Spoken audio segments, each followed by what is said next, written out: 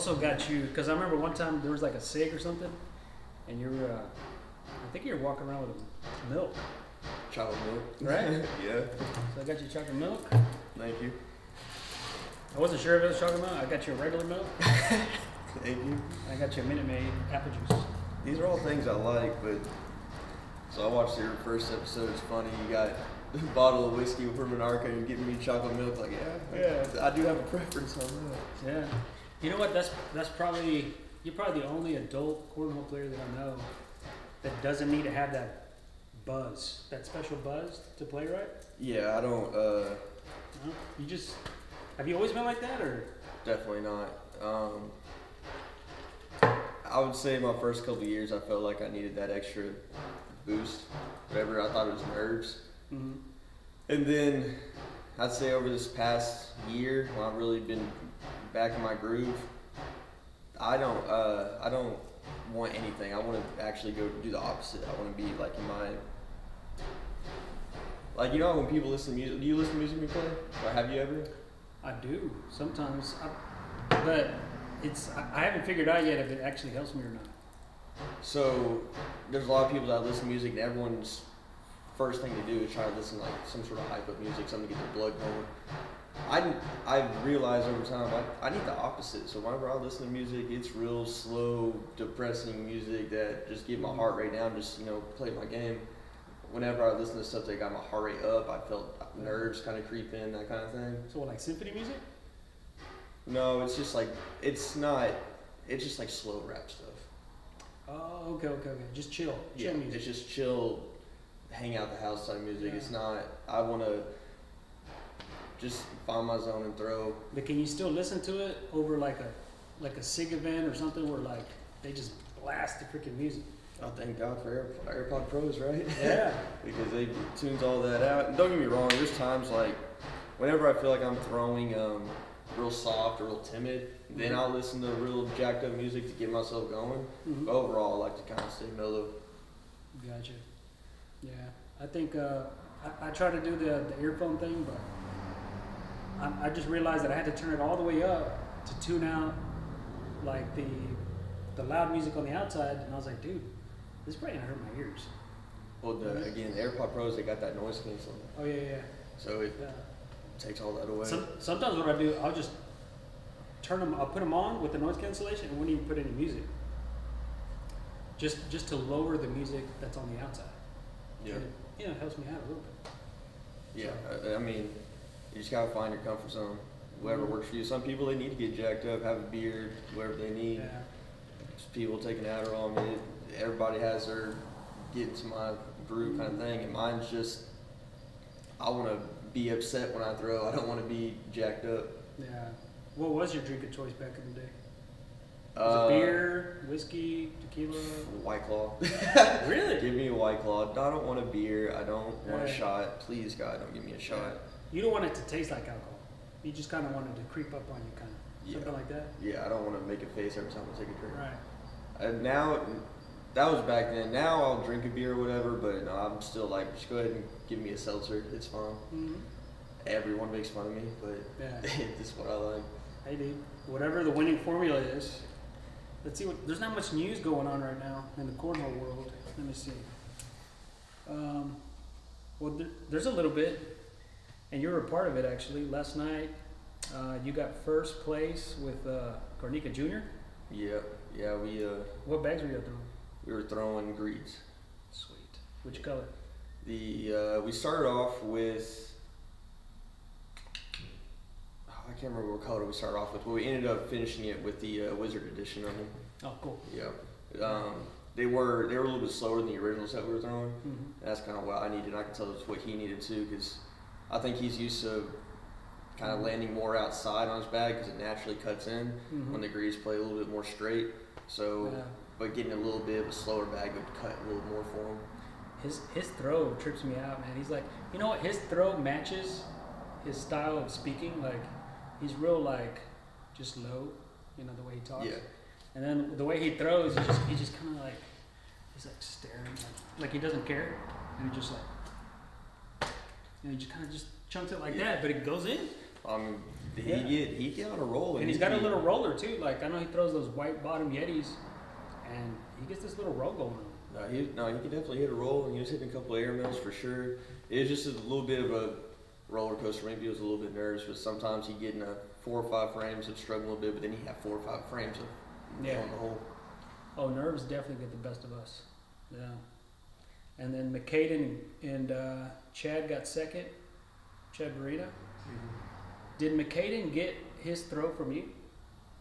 Have you seen his throw? I'm not gonna lie, I was wondering that in the. I mean, it's like your throw, but exaggerated. Yeah, I was gonna say it's over exaggerated from my throw, but I was wondering that in the middle of the game. I was like, is this guy? Should have asked. Yeah, I haven't seen him throw enough, and I guess when I threw against him, I realized like, okay. Yeah. Noah Alvarado, the kid. Oh yeah. He always makes fun of me whenever he sees me because he'll over exaggerate my throw. Oh yeah. And that's when I saw McCain. I was like, is he making fun of me right now? Yeah. But in the down and back, at least that's what I was thinking. Yeah. And I was like, no, it's just his throw. Oh yeah, little Noah, he's a little character, man. He likes to make fun of people. I call him. Well, apparently his name in video games is Cupcake, so I always call him Cupcake when I see him. Yeah, I remember him and I think I heard him and Kevin talking smack to each other. How old is Noah? He's probably like what, 12 or 13 or. No, he's like 15 or 16, I think. I think he's like 15. Oh damn, okay. A little bit older than what you realize. Because he was hanging with Kevin Meza, man. They're just talking smack to each other. Well, all kids do. It's fun though. Well, it's kind of fun. You got being an adult, you got to hold your punches back a little bit. Right. Yeah. But at you the want same to go time, overboard. But at the same time, I love it when I say something and their gears are turning, don't know what to say back. Mm-hmm. It's funny to watch. Kevin was there last night too, right? He got third. Yeah, with Jim. Him and Abdullah. Mm-hmm. Dude, y'all went through some tough teams, man. No, we definitely did. Kevin and Abdullah, that's a pretty strong team. That is a good team. The team we Zach Faulkner, when I threw against him in the second round, dude was not missing, and it was pissing me off. Right? Because I was trying, but he hit the hole every freaking He likes to throw a bag like you do. Like he likes that carpet bag that's just flimsy. Yeah. Yeah, he loves that shit. And he was throwing lights out. I don't know what ended up happening to them in the tournament, but lights out. Mm-hmm. And then we got in loser bracket. We were getting through our games. We were fine. Yeah. Then we played Haley and Bill. We were down 20-1. Oh yeah. Y'all beat them 21-20, right? Yeah, we were down 20-1, and I don't know how we pulled that off. Well, okay. The game that you won 21-20, y'all were down 20-1. Damn. Yeah, that's crazy, dude. I had chances to score big numbers, and I just couldn't finish the frame, so I scored like a 1 or a 4 instead of what I should have scored. And Haley's over there strumming Garnica, but then when it gets 20-1 and whatever happened, I don't know if they just relaxed a little bit or what. Yeah. But Garnica stopped missing. He was down the middle, and we just started putting numbers together. I comebacks don't get better than that. 20-0 or 20-1. Yeah, definitely, because I for sure thought it was over. You know what? I think honestly, any other team probably would have gave up. But I think you got that mentality where you're like, there's no way I'm going to lose. I mean, I just think it's in your head. I don't know. Like, I would have gave up already, probably. I mean, I would have just, fuck it. You know? I guess the way I feel about myself is that at any point in time, I can just stop missing. Mm-hmm. So I don't care how much I'm losing by. You never know. Next frame, I can just not miss anymore. Right. And so I'm not going to give up on a game. I just hope my partner doesn't give up on a game. That's the other thing. Y'all both didn't give up. Oh, yeah. Yeah, like I said, it clicked with him, and he started throwing 12s. Wow. Let's see. And then the next, well, there's not much else news, but what'd you think about that ACL thing that just happened? Did you watch any of it? I watched a little bit of Sammy and Luke stuff. Oh, yeah, definitely. We were at the Switch Holio? Mm-hmm. Yeah, we're at Switch Holio at AJ's. And we put... By the way, shout out to AJ's, man. That place is badass. It is. It's coming along, too. They plan on doing more stuff. It's going to be really, really cool. Yeah, they got this big place to play cornhole at. And it's got green turf everywhere with the Dallas Cowboy logo in the middle. Jerry Jones sees that. He's probably going to, like, make a building himself. Yeah. He'll be like, you know what? I need to make this money. So let's keep it away from Jerry before... Yeah, I mean, they got a lot of big plans. They want that to be a home for a lot of people for cornhole, 24/7 too. So I think them boys got the best venue right now. I think so. There's a lot of really Shenanigans is pretty cool because they got a full bar, full restaurant, badass wait staff. So I've been at Shenanigans a lot this last like week and a half. Dude, why are there shot strings? For someone like me that's terrified of a shot, and someone buys me a shot, dude. I mean, I know everyone's happy about it, but geez. No, hey, you know what? If you're the type of guy that needs that buzz to play, you're going to get it pretty quick. Great. Yeah, but you're not. So you're just kind of like, what the hell is this? Yeah. Oh, I see it. My heart's racing just thinking about taking it. Oh yeah. No, that means you got to just sip on it, dude. I try to. You know what that means? Makes fun of me, and you got to drink for the rest of the night. Dude, that's what you got to do. It's brutal. But I mean, have you been to Texas Roadhouse? Mm-mm. Dude, they got some great food there. But what I was gonna say is, one time I went there, and I ordered I think it was a tequila with something, and then I was like, man, I can't even taste the tequila in this. And so the next drink I ordered it straight. I was like, hey, you know what? My next one I'll get it straight because I wanted to find out. And they brought me this little shot glass with like just barely anything in it. I was like, so I guess it was the minimum, which isn't much. And I told her, hey, can you talk to the manager? Because I think they might have underpoured me. And I go, yeah, sure. You know, and they came back and they fixed it, and it was just barely a little bit more. And I was like, oh, okay, thanks. You know, and so there is some places that they pour you the legal amount, which should be it. Hey, what's legal is legal. But you got some establishments that they take care of the people. Yeah, well, we're taking care of the people. Yeah. So. I mean, this is. What'd you think of the food? I haven't really had like a full meal there. I had the wings last time I was there. It was pretty good. Yeah. And then cheese fries another time. Yeah. But I don't like. There's not enough places for me to like just sit and eat there, and I don't like eating while I play either. So unless I show up early, I really don't get anything to eat. Yeah, that's the place where you took out Juanito, right? Yeah. Oh, so on that, on the last episode, just so you know, I'm an off-board thrower, not an on-board. You're an off-board thrower. Damn. I guess so that's weird. You were saying I was making Juanito come throw on my better side. I was like, that's not what. Haley was struggling a little bit on board, and I could just tell by the way her bag was coming in. I was like, all right, I'm better off board, but if she can throw better off board, then I'll go ahead and go on board. We switched, and she was throwing lights out from there, and I was throwing good enough. So, you prefer off board because you have that staggered stance, and so if you do it on board, the board's in your way. So, I like throwing off board because I feel like I can be Superman off board. It's not, my bag kind of naturally kicks up towards the board like that. So it kind of goes from right to left to the hole? It goes left to right. Here? It goes left to right. So when, like, let's say I'm off board over here, when my bag hits, it's usually hitting and then riding up the board. Oh, okay. That's where I'm comfortable. If I'm on board, so I'm standing over here and when I hit, for whatever reason, it always veers that way. So when it veers that way, I'm like, okay, let me start throwing a little bit of right to left. And if I do that, it starts going. So you have to make adjustments on this side? Yeah. Oh, okay. I mean, I'm fine on board in like a singles tournament, if I'm like warmed up, if I'm just only playing doubles, not really trying to stay warm or anything, I want to be off board because I feel like I can walk up off board at any point in time and throw 4 in the hole. Yeah. But I've seen you do it. Yeah. Yeah.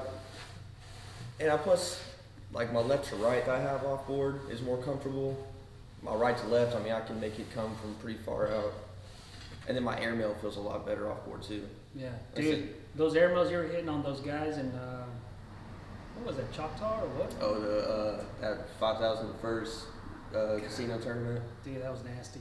How many hours of play did it take to get there? Oh. Right? I've spent a lot of time playing.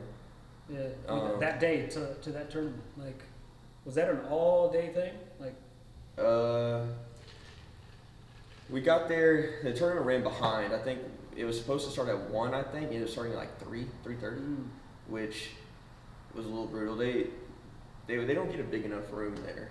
And they get a good amount of teams, like 100 social teams, I think 100 competitive teams. They had some crazy number, and hardly any, well, maybe like 40 open teams. Mm-hmm.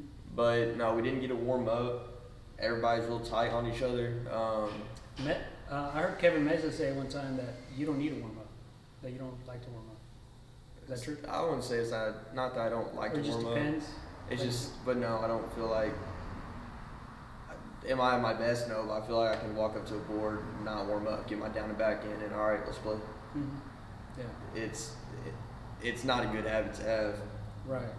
But I mean, I don't like sitting there and throwing, because I feel like, especially if the boards are sticky, I don't like warming up, because my arm will get gassed. I don't want to throw that hard the entire night. So when the boards get, on your normal throw, if the boards are fine, where do you like to land? When the boards are sticky? Like or normal? Normal. Like, I land pretty deep. I'll probably land like up here normally. I feel like. Right there? When the boards are sticky, sometimes I'll be landing like right there. Okay. So the stickier it gets, then you aim really close to it. Almost kind of like a short airmail. Kinda, yeah. I mean, I like to land deeper. When the boards get sticky, I don't want to think about throwing harder. I just want to land deeper and the bag kind of do the work, you know? If you throw lower and harder, then you're still fighting all that stickiness, and if your bag's not perfectly flat, it'll grab and turn a lot. So I just like to take that away and land deeper. That's funny you say that, because like, if you're a deep thrower on the board, I've seen you like try to collect bags that are over here. Oh, so, yeah, I mean, I love trying to, those push shots, I love going for those. That's crazy. That you basically have to like go against your normal throw to get that. And let's say you're trying to get it 6 side down. Yeah, absolutely. Yeah, and do you go for like more power, or you just like normal throw? Because I've heard people say a push shot isn't actually a push shot. It's just pretend the bag's not there, just go right through it to the hole. I guess the way I view it, I know my bag kind of naturally has a little bit of a right to left. So I always aim for like this. Let's just say I'm on board, or even, yeah, if I'm on board with the bags right here, I'm trying to hit like right here. Yeah, that little bit of a curve to it. I'm going 6 side. I'm pushing that thing. Yeah. I'm nailing it. Oh, okay. Because the way I do it, if I hit right here and it pushes up, let's just say it rotates off. Well, the bag in my hand will probably still gets the hole, but this will at least move up, right? A lot of people, the mistake they make is feel like they always have to get whatever bag they want to get it in one bag. I'm okay with getting it in 2, and just to kind of just pushing it up a little bit and leaving it there, you know? That's a good point. I never thought about that. I mean, I've thought about it when it's like that close, you know, but when it's this right here, you're like, damn, you need to go for it now. Oh no, yeah, I'll go for it the first time, or sometimes like leaving it there. Some people do not like it when it's down like here. Eric Davis can hit it from there, right? One shot. Yeah. I remember playing against him. Him and I played pretty similar. He just has a flop, and I have an airmail. Yeah. Oh, speaking of those, I saw that game you played against Tony Smith. Oh wow. And in my opinion, you played great. You played your normal game, you know. And he was just hitting everything. No one in the building is beating him in that game. I don't know what I did to him, but he was pissed at me, I guess. But I played him before. Everything. He was hitting his flops. He was hitting his airmails. Yeah, everything. Yeah, everything. I mean, don't get me wrong. There's little shots that I was hitting before that I was missing in that game, but I don't know if it would have mattered because he wasn't missing. No. But what made me mad is like the game before he played me, he was definitely missing. Mm-hmm. He plays me, doesn't miss, period. Mm-hmm. Game after me, starts missing again. I was like, come on, bro. Don't do that. It's funny how that works out, though, man. Yeah. And then also, like, here lately, you've had Monarca's, he was guest number 1. You've had his number lately, you know? And he beat Tony Smith the other day. It's all about just who's hot in the moment, that kind of stuff, right? Yeah. I mean, that's a big, I'm so glad that he did that because, it put some respect on his name. Oh, for sure. I mean, there's so many people in Texas that are so good that they don't get enough credit at all. Mm-hmm. And I think at the BC level, we have more talent than almost anywhere else. Yeah. I agree. We just got to get them out there. Yeah, especially these kids. Probably Grindersleeve has had the best success so far. Like in the state, yeah, I'd probably say I'd say he's probably the main, biggest resume. Right. He's been playing for 11 years. Dang, 11 years. Is he that old? Is he 40? No, he's been playing. He's been since he was really young. Okay. He played with BG and the pro stuff for a while, and yeah, he's been playing for a real long time. Wow. How long have you been playing? Like 3.5 years. Oh, okay. Definitely doesn't feel that long, but then No, it goes by fast. Yeah. Who did you look up to when you first came into TCL? Like, were you like, damn, that guy's a badass. You know, that's my goal. I want to beat that guy. So when I first got into it, I was super nerdy about it. Like I looked at the names, who was in the top 60. There's people. I got my first signature series. I was throwing against three. I was in just down in bags throwing against 3 people with just top 60 jerseys on, and they were like 50s, 60s. Like it's not like they're badass. But I was like, oh, they got top 60 jerseys. They are badass. I'm just a social player. And I thought I was like, it was so cool that I was throwing against them. So cool. Really? And what bag were you throwing? I was throwing slide rights in that tournament. That tournament I played with John Henderson in doubles. Okay. And we played against I don't know if he plays anymore. What was his name? Well, anyways, we were playing against these 2 guys that were air melon, hitting everything, and him and I were just like, dude, I don't know what to do. Yeah. We lost. We ended up losing that, and now I look back on that, and when I see those guys, I'm like, how did I ever think that they were so much better than me? It's like that with a lot of people. There's stages to it. You just didn't know. Like, but I would say in that signature series, I was watching the championships, and I think it was Stuart and Joe against Josh and Eric Weathers. Man, is Stuart that old? Like, I hear like he's like freaking OG up there now. Like, he's been playing forever, hasn't he? He's been playing a real long time. I mean, I'm kidding about him being old. I know he's not old, but he's been in there forever. He's been around for a while now, and it's kind of like Grindersleeve. Grindersleeve's been in there forever, but he's not really that old. I think he hasn't been playing as long as Grindersleeve, I don't think. But he's had multiple player of the years. He's got a resume. Has Stuart always been that loud? Yeah, absolutely. Yeah. And that's why I was going to say he was the one actually. Yeah. I first was like, man, I love that dude. Yeah, dude, he's running his mouth, having fun. First time I ever heard him, man, he was just like, they don't want it. Oh yeah. Yeah, he just like, what do you mean they don't want it? Oh, they don't want it. Okay. I loved it. I just loved the way he was going about it. Yeah. And I know he can rub people the wrong way, but that's my kind of guy. I love it. Exactly. If you got a guy like that on your side, that's what you want. Yes. So I'm happy I got to play Sig 1 with him. That was a really cool experience for me. Yeah. And it's funny looking back 2 years ago, a lot younger mindset, and I was like, I really looked up to those guys, like, and now they're my friends, right? So it's not the same kind of thing, but back then it's like, dude, y'all were the shit to me. Mm-hmm. Like, I'd say Stuart was the player I was like, man, I think he's just really cool. And then BG ended up being the guy that I targeted. Mm-hmm. He was the guy that I wanted to beat, and then eventually be his. When him and Eddie, whatever, they're not playing together, I was like, dude, I want to be BG's partner real bad. BG was playing with Eddie? BG used to be Eddie's pro partner. Oh, I didn't know that. Yeah, that first year they were pros, they were partners together. Wow. And they were a really good team. They were always like a game or 2 away from making it on the main stage, everything. You got to think about it, BG plays really just steady down the middle, isn't going to give up big numbers. He does. And then you have Eddie, who's going to do the same thing, but Eddie will also nail you with some big shots. Yeah. I mean, the lowest air mail ever. It's crazy, man. Like, I can't believe he hasn't won anything on, as far as championship on ACL. And that's the other thing. Well, he won the same year that I won the tournament in Vegas. Because you're an ACL champion. Yeah, I don't know. I can't remember what those tournaments were called. It was right when COVID was ramping up. Mm-hmm. But I won one. But the one, I think it was the one before I won, he won one against Jay Rubin. Really? I haven't seen that one. Yeah, I'm sure you can look it up on YouTube. Oh, dude. If you can find mine on YouTube, I'm sure you can find his. I'm definitely going to look that up. Yeah, Eddie's like I said earlier, dude, I saw him beat AJ Sims the other day. Like, he wasn't thinking about any shot. Like, what do I do here? No, he just automatic. When he finds his rhythm, he's just throwing. When me and BG were playing him and Caleb, in I guess our bracket championships in Arkansas for the first conference event.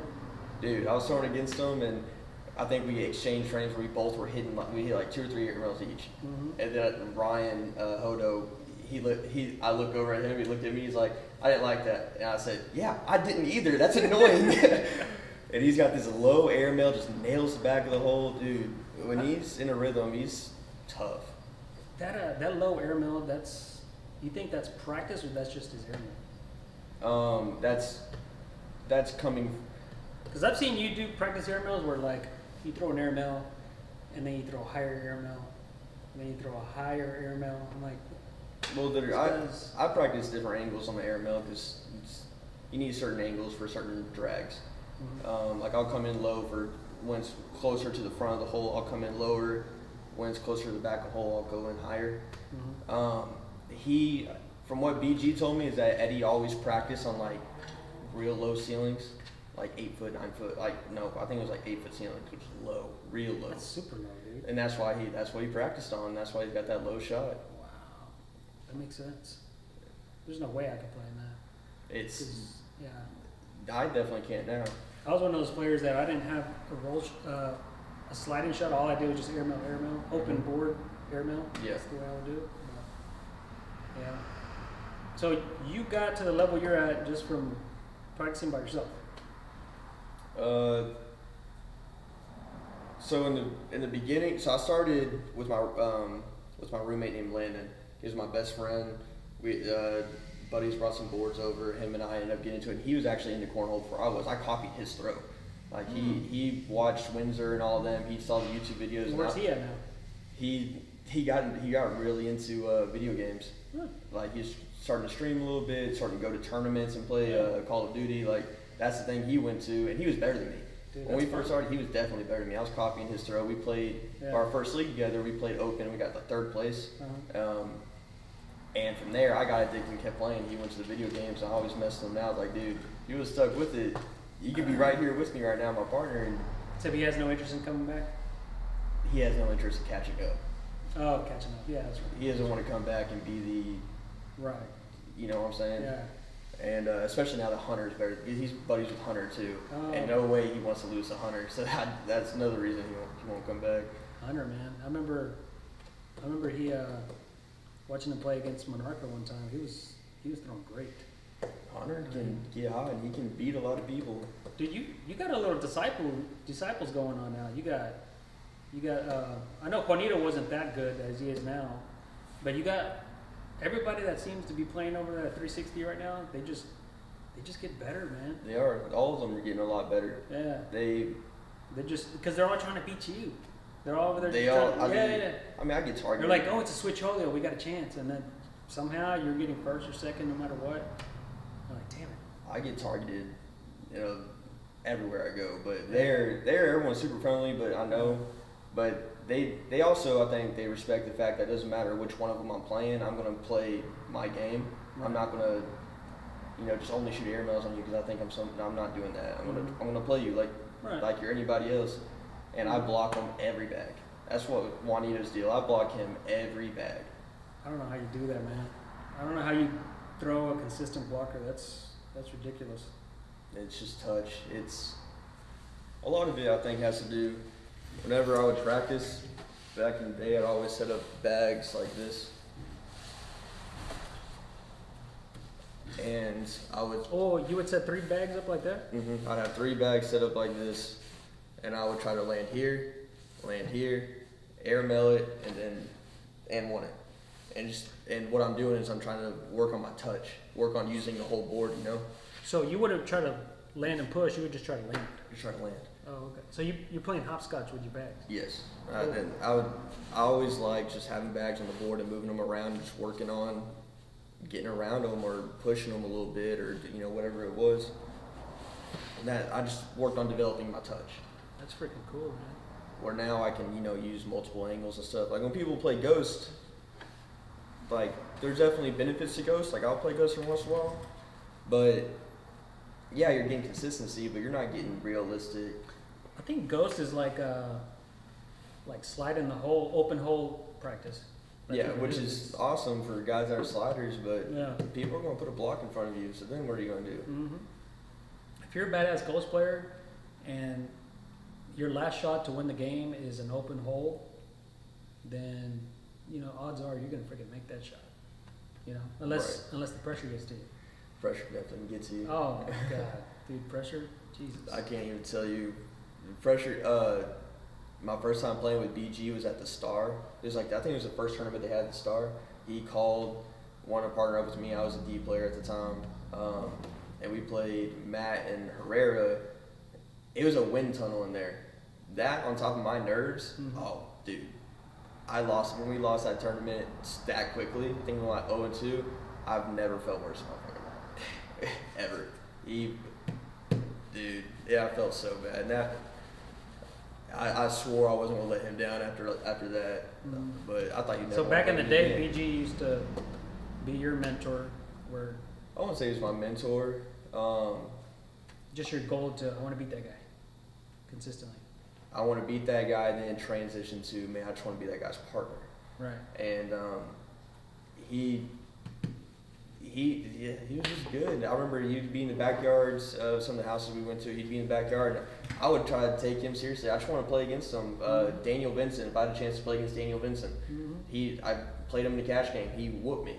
And it's like I got bumped from a D straight to an A after 9 months. And a lot of that had to do with I was targeting A players, and I just want to beat people like that. You know what? That's probably the first time I was going to tell you that too, like, because I was big into collecting bags before I played Cornhole, and so I was making custom bags with TCL or whatever, or collecting bags.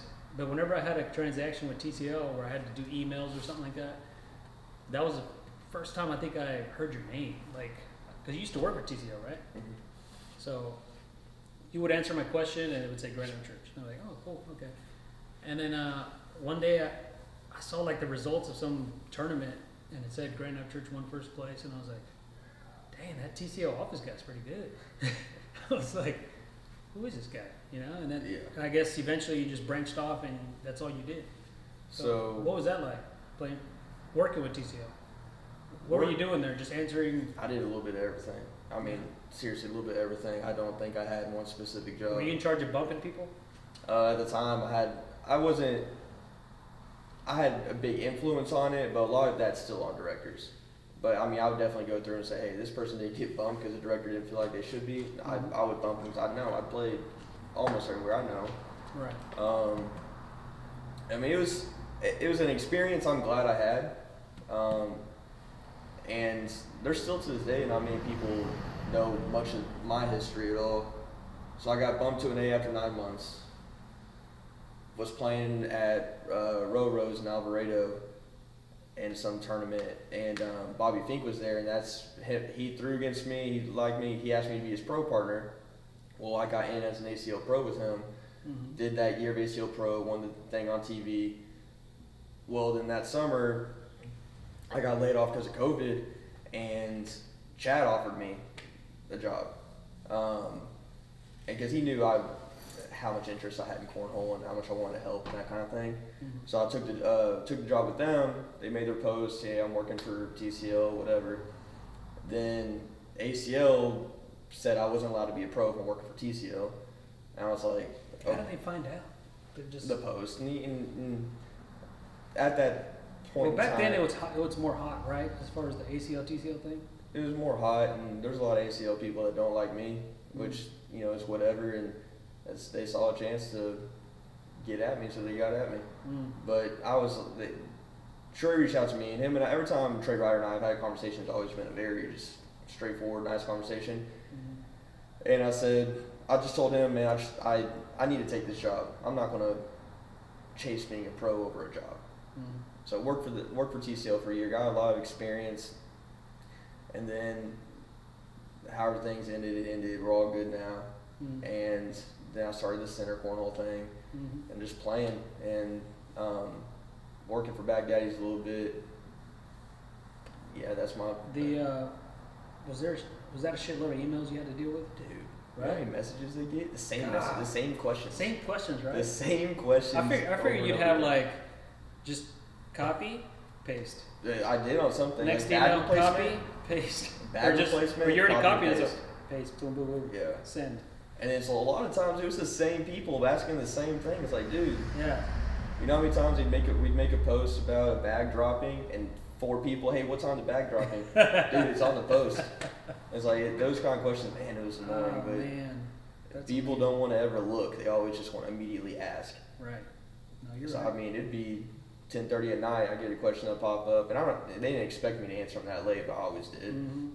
And it's just. Yeah, it's just annoying to see it there. Like, damn it, I gotta answer. But it was cool. I mean, you do really learn to appreciate everything that's going on and what they're doing, because TCL is a lot more work than people realize. I mean, a lot more work. Oh yeah. And I mean, running those tournaments and how much it's grown and everything they do, I mean, people need to cut TCL some slack, because they do a lot. And if those people went and played in some ACL tournaments nationally and saw how honestly mediocre the tournaments are, they'd appreciate TCL so much. Oh yeah, totally. The environment is. I feel like these SIGs and they're all going by fast too, man. Yeah. Like the next one's next week, right? Yeah, next week. And Who's gonna be your partner for Dubs? Daniel Benson. Oh, okay. Yeah, he's pretty legit too. He is. He's going. I'm excited to play with him. I know he hasn't been thrown much, which I'm okay with, and he's given me a couple times to, you know, hey, you can go get another partner, that kind of thing. What bags you gonna throw? You already know, or y'all gonna figure it out later? Or? I'll throw with what he's comfortable with. I mean, obviously we know what I'm gonna be comfortable with, Mhm. but like I threw the black Spurs with Stewart. Like I'll adjust my game. I know. I remember seeing that you throwing black Spurs. I was like, wow, look at this guy throwing black Spurs. Yeah. Well. Wow. Yeah. it was. There's a Yeah, couple that's moments I was crazy. like, dude, I want to throw this bag in the trash. Right. But there was times like, all right, yeah, we're good. Yeah. But I guess my biggest thing is I want to adjust my game a little bit. I want my partner to throw their best game. Mhm. But the second, which Stewart was throwing great the whole tournament, but if early on in that tournament if he was struggling with the Spurs, then I definitely would have had him switch. Because it's like, man, if you're going to struggle either way, Yeah. I might as well get my best bag. Right? That makes sense. What about the flop shot? Because I know you don't throw it at all. I think you got way too many weapons already that you don't really need it. But do you not ever take the time to try it, to try to put it in your arsenal because it takes up too much time to get it, or what? So 'Cause that's the only shot I don't think you have. I don't have a traditional flop. I have situational like roll shots. Yeah. And the reason I don't want to practice a flop shot is because it's going to mess up my throw. What's the difference between a roll shot and a flop shot? Like A flop shot kind of slaps, So right? Sammy's like a perfect example. When he throws his flop shot, you'll see that bag come in, and it'll hit, and it'll flop over. So it Mine, slams first. right. So mine, I like it when the bag is kind of set up like this, and I'm going to throw my cut shot. I'm going to throw a little bit harder. I'm going to hit right there and just get it to roll over like that. So the flop, that's the kind of motion you're going to get. A roll is you're going to come in a little bit more tilted and come in like that. You know what I'm saying? So, I mean, yeah, don't get me wrong. The flop's useful, but people It's just can seldom be- used. It really is. Like, Yeah, when it's not hitting, you got bags laying like this. I mean, it just makes the roll harder. Meanwhile, I'm just going to try to aim for the back of the hole and nail air mails, and it's a lot more deflating if I'm nailing air mails in the back of the hole on you than it is when you're just rolling over my bag. Because I love it when people, like, I have my blocker up and their immediate reaction is to roll over it. I'm like, okay. Yeah, I know, right? Yeah, especially if you got a good sliding game, you're like, okay, that was great, but poof. Yeah, There's pushing six. back doesn't bother me, so they're making it so much harder. Yeah. And what I've always told people, like, it's one thing that irritates me about Matt Guy. He thinks he can hit air mails better than he can do whatever it is you're doing, right? Well, when they got a blocker up, and Matt Guy automatically goes air mail, it's like, okay, so you are saying right there you're going to beat them with your air mail. Well, you're playing against pro players. That's why whenever he's averaging a 10.9 and they're averaging a 10.75, it's because all they're doing is following it. So the second that his air mails are on, he loses games, period. If he would just get behind it and make them air mail with him, he's going to win every game. Yeah. Every single one. There's videos of him making like 40 air mails in a row. That's ridiculous. But his strategy. Yeah, you're right. I've never seen him throw a block, like a behind blocker. No, he's not going to, because he thinks he's so much better than you. He can go hole for hole better than you can. But I don't know. That's why his point differential is never all that high, and that's the reason I don't really care that much for PPR. I was like, yeah, I get it, you're going hole for hole, but I want you to block. I want you to. Have you ever played him? Beat people up. Yeah, I've played him. I lost to him in Kansas City. It was a while back, probably maybe 8 or 9 months ago. Lost to him 21-14. Yeah. I think I would have won that game if Kevin would just shut up. Kevin said something about, mess him up. It was, talking. Oh, yeah. And you know me, I'm not saying a word. Right. Yeah. That guy looked at him, whatever. God, I was like, oh my God, here we go. Oh, yeah. Matt usually plays with the ear things too, right? Yeah, but I don't know. I don't think he plays with it. I don't think music's that loud unless he's in the big matches. Yeah. But yeah, that was my first time playing him. I played with Bella in doubles that tournament. We were trying to throw Vikings, and it worked for me. No. She was throwing great. It just didn't work for me. Then we switched to Yetis, and then I was throwing great, but it didn't work for her. I just like having that slick side. I want to be able to make big pushes. I don't want to. And those Vikings she had were so slow. I feel like if a bag's right here, I shouldn't need slick side to push it. Well, I'd hit with some Viking, and it would just hit, roll off, and kind of ricochet a little bit. Right. So then I'd have to go slick side, and it's when bag's that close, now I'm overthinking it because I'm I don't want to overthrow it. That's the only thing I didn't like about those bags. But she could roll with those bags really good. You know what? BG's got some badass looking bags, but they're pumping them out so fast. I mean, I can't collect all those damn bags. You know what I mean? I'm sure that's the way I look at it. No, But they release so many colorways, and I mean they're getting bags out though, and people are buying them. Yeah, I'm gonna give Schnitzel Pop a little piece of my mind too, because he keeps popping out Bonnies like nothing. I don't know. He just announced yesterday that he's got he showed a picture of 5 different colorways he's gonna come out with. He does all his designs himself too. Yeah. That's really cool. Yeah, that's very cool. He's definitely an artist when it comes to all that stuff. Yeah, he's committed to it, and I've had conversations with him. Yeah, I like what he's doing. And doing that all by himself, follow the machines. I mean, he's got the right thing going. Yeah. Yeah, he brought out that machine that he was using and gave Mason some advice, and now they're great buddies flying up in the air together. Right. It's crazy. Yeah, I've talked to Mason about his bags too.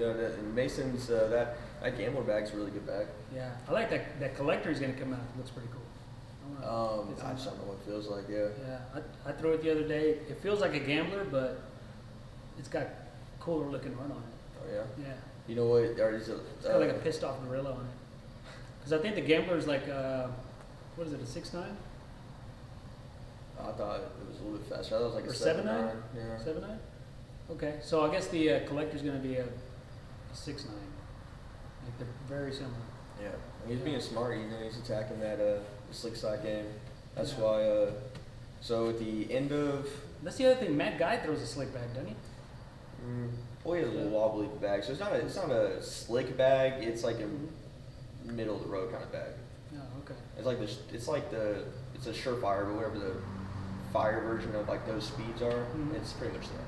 Yeah, that's a fast. I was throwing those Bonnies the other day and freaking if I didn't get down the hole, just off. Yeah. That's what I like about those PAs is that they're a little bit more forgiving. Will stay on the board. Right. Yeah. Yeah, I don't. When I first started out, I wanted the stickiest bags because I wanted to. It was easier to block. It was easier to do things. But I always had bags that get hung up on the wall, right? Which always made me try to do too much. So I guess as my game matured, I'd say I wanted to have the slick side. I don't want a sticky bag. I just wanted a not try too hard kind of bag. That way I could just throw a nice bag right up to the hole and not have to try too hard. Because I feel like I think Sammy's next step to becoming really really good is when he can throw something with a little bit more speed to it and still does what he's doing now. Because once you get that hole friendliness from having something that is a little bit faster, your bags start falling in more. So you think he needs to throw something maybe a with a 6-speed maybe instead of a 4? Not a 6-speed. He needs to throw like a 5.5 is probably the number. So like a Lust or a board bully, something like that. Yeah, he throws my Lust on 1C1 with, and he's really good with those. But those Lusts are slow. I don't know how much I work those in, but it's slow. Yeah, I was pretty proud of them, man. They kicked some ass. Oh yeah, no, we were watching the game at AJ's and Luke hit a big airmail drag, all of us go off. Sammy hits a big push, all of us go off. It was. I enjoyed watching them play. Luke's a fast back thrower, isn't he? Mm-hmm. I know he's throwing Krakens against you that one time. He can. Those are slow Krakens, like really slow Krakens. Oh. So he's not a fast back thrower, but he can throw whatever. He as he was coming up, he was throwing game changers over in Fort Worth. And then I think he switched over to Krakens and Bullies, and now he's throwing Lust and Breeds. Yeah, he's pretty good, man. I remember that's how I got because I was trying to collect the top 60 bags, the white ones as well that came out. Of course, I got yours. That was great. And then I got his black and white ones because I had 2 sets of the top 60 of the white. And I was like, man, who's going to trade me? I need to find somebody to trade me the black and white Krakens. So I made a post, and then he was the one that answered. Yeah. No, I had the Krakens, and he wanted those. And so, bam, he was like, yeah, man, I want those Krakens. Okay. And then at that last SIG, or was it Ryder, where you were playing him in doubles? It was a signature series. Yeah. He was just money, dude. You kept throwing that same blocker, and he was cutting around it, or I knew I was landing too middle. I didn't want to reach out too much. I was landing too middle. And so you were trying. He was nailing that. If you could go back, you could go a little bit more to his side, basically. Yeah, if I could go back, I would try to put this blocker more in like this area. Yeah. But he was also hitting airmails too. I mean, he was on it. He was on it. So I'm not going to sit here and say that if I do something a little different, he was on it. I don't know if I beat him. Right. But no, that was definitely my mistake. I kept on landing here, and I knew it. I was just afraid to reach out. I was just hoping eventually he'd start missing them. And then Edgar was hitting big shots, and that was a tough game. Oh, here's another question.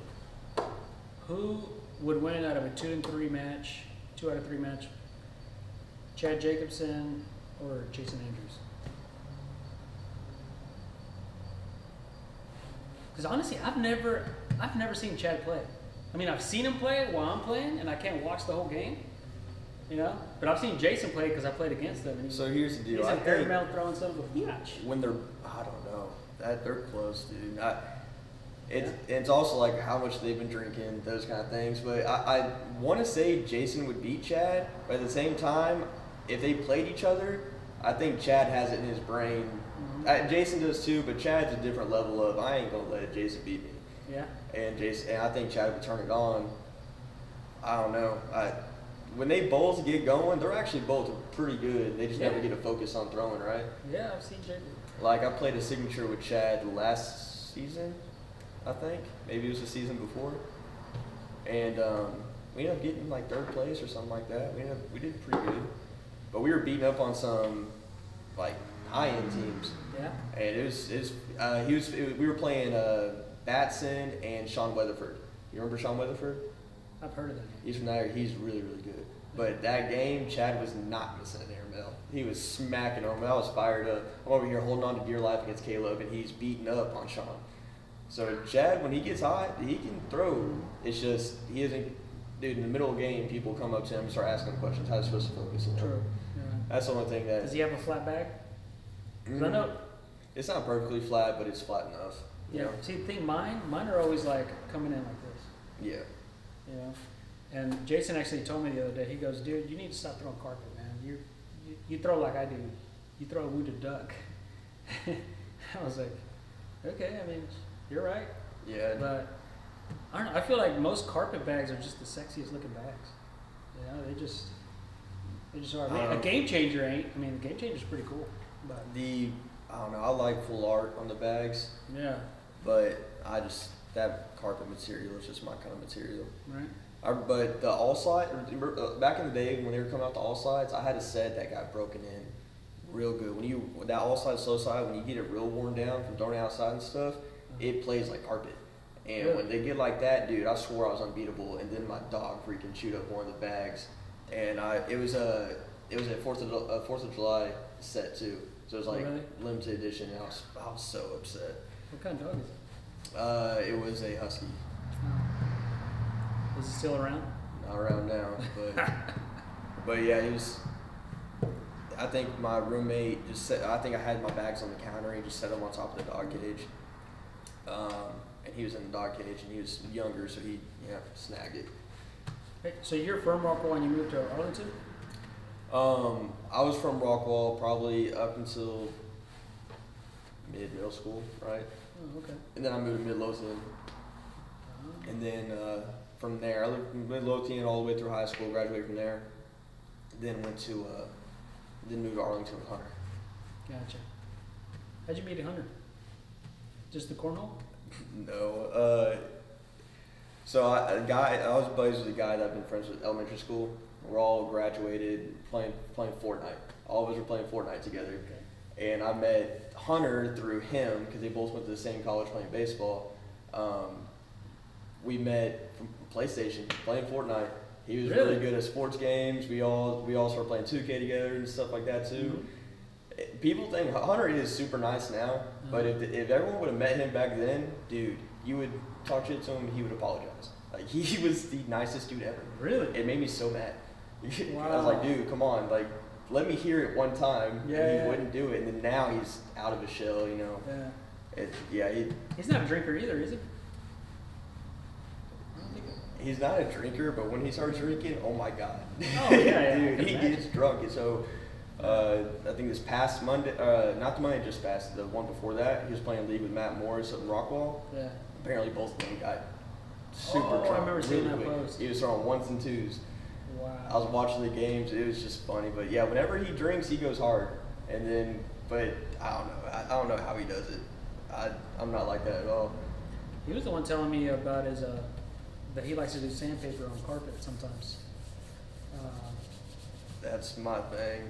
And yeah, I break in all of his bags for him. I don't know why he acts like he does it. Oh, okay. But yeah, it just gets it there faster. It's like, dude, I've heard people spinning it on concrete. You know, that's a good way. You know. I've done that. So what slows down a bag? Is it actually the fibers coming out, or is it just the stuff that gets caught up in?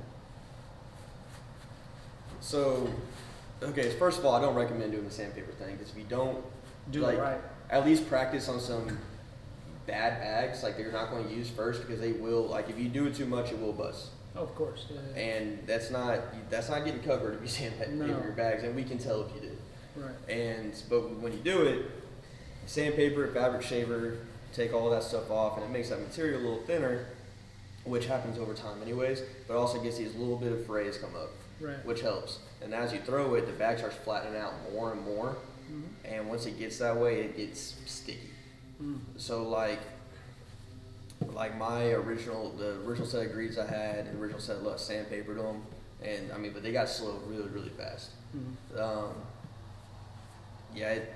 We've tried everything. Vinegar is a real good one. If you're trying not to get any of that coating or anything on your bags, mm-hmm. I would use baking soda, vinegar, water. Wow. That's the best way of cleaning your bags without changing your bags. So baking soda. Okay. So baking soda does everything. It's like wonders. Yes. So and then at one point in time, someone convinced me to use ketchup because ketchup has like a higher concentration of vinegar or something, and we used ketchup on the bags. And I use like a darker colored set because I didn't know what was going to happen. Hunter gets his white slide rights and uses ketchup on it. It worked great. It broke the bags in so much, but his white slide rights are pink now. Oh yeah, I bet. And yeah, he still uses them? No, he likes to act like he would still use them, but no. On one of the bags on the suede side, he rubbed up against our brick wall thinking that'd help break him in. Dude, it's suede, so it's sort of like rubbing off. And dude, what's your grip? I've noticed lately I've kind of developed 2 grips. So this is my just throw on my bags. Mm-hmm. It's kind of like, if I'm pitching a basketball, then those fingers are gripping it, but it's just there for support. But right there, I kind of get that little ball of beads in my hand, and it just helps me keep my. I like having the flexibility, like my left to right. If I'm not holding it like this, I can't really throw it, you know. Yeah. My left to right comes out like that. Is that like a hard grip or is that a medium grip? Like, are you really? Like I'm not squeezing the heck out of it, but it's a firm grip. Like, you don't want the beads to move. Not really, no. Okay. Not that it bothers me, but no, I keep it pretty tight in my hand. And then with fuller bags, I think I'll kind of tuck it up a little bit, I'll adjust my hand kind of more like this, and have it like that. So I don't know, it just helps me with the full bag, and just keeping it flat. Yeah. Have you ever tried doing the butterfly? No. You're like, I don't need it, so I'm not gonna try it. I'm not going to change my grips because to me the butterfly grip's cool, and if you have no idea where to go from, you just need something, try it. But that's how I picked up the bag, and that's what felt good to me, so that's what I'm going to do. That's good. And plus, I think that butterfly grip keeps you from. It's cool. Yeah, you can roll, but it also keeps you from doing a lot of the real pushes are harder with the butterfly grip. They're harder, right? With the butterfly grip, because your bag's already set to it wants to roll. Right. So. Yeah, I don't know. Everything. I heard if you want to have a really nice flat bag, the butterfly is like naturally like that. It is naturally like that, but again, the way you're holding the beads and the way the momentum's going, it's hard to push bags. You can do it, but it's just you gotta be a lot more spot on compared to how I grip it.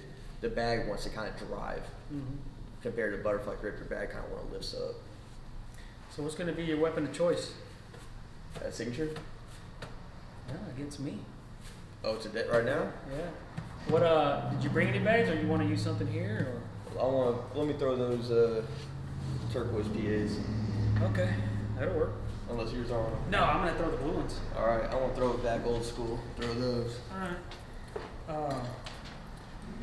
Yeah. It'll be PA versus PA.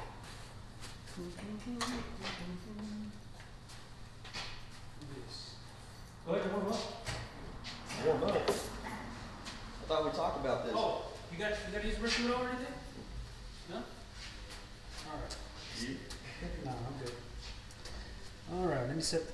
Usually Randy will be here to film this, but taking it off there. No, dude, his aunt passed away. Oh man. Yeah, but you know he kind of knew it was coming. Still he got to spend some time with her. That's good. Yeah. So otherwise, Randy would be here getting his ass whooped too. All right. Let's just hope we don't. All right. Cool.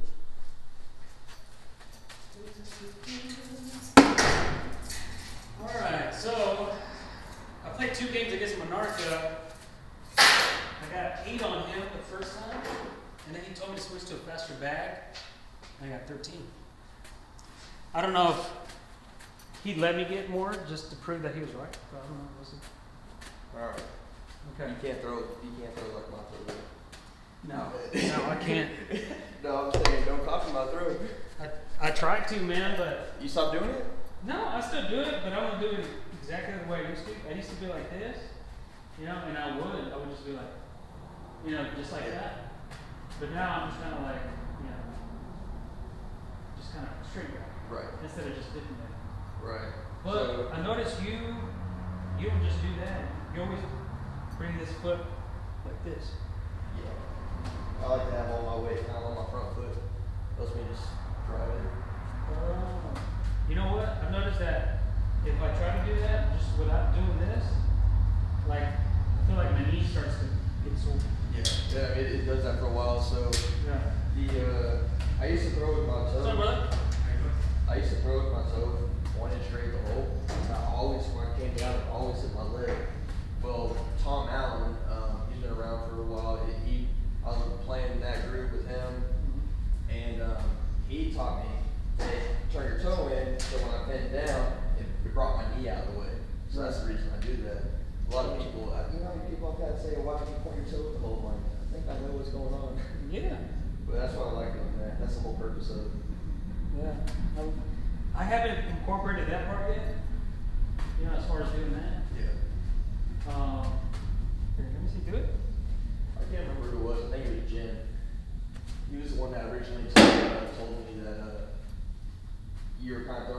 he said, dude, it's identical. Yeah.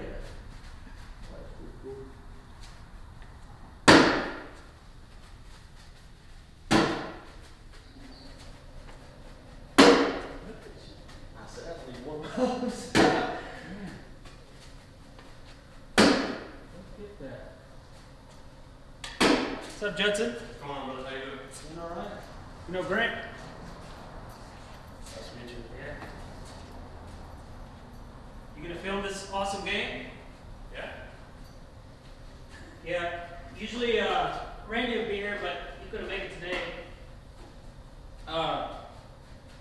Guess we just need somebody to like actually zoom in to this side whenever we're done. Got it. Yeah. So this will start over there.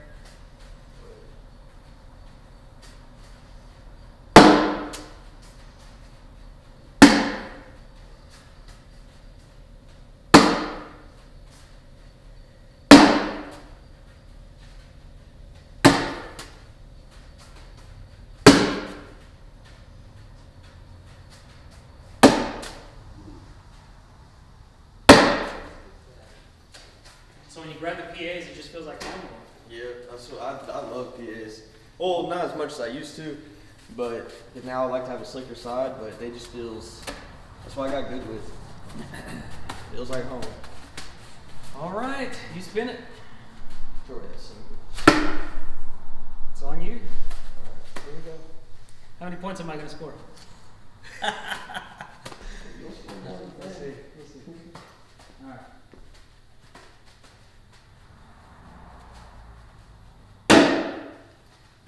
Perfect fucking. So like right here, should I go for the cut around? Like if you were me, So or would you go for an arrow? I wouldn't go. So here's the deal with the way you can cut around if that's where you're more comfortable. Let's say I knew how to do both. If you knew how to do both, the air meld, then you're saying, okay, I don't think you can push that back consistently. But what's your? So let's say I push up, are you gonna air meld again, or are you gonna be behind it? Right. That basically, if I try to air meld, I'm doing what you said you don't like, and I got it. Right. But at the same time, if you don't think you can match your air meld with air meld, don't get behind it. Yeah. So it's either, to me, it's like it's either you try to go through it or you try to go around it. If you block it, but if you're going to air meld, you might as well block me because that's you saying that you think. I'm gonna see if I can like pull yours out of the way and go in. I mean, I'll definitely do it. Stay tight, I bet. Oh. Didn't work. Alright.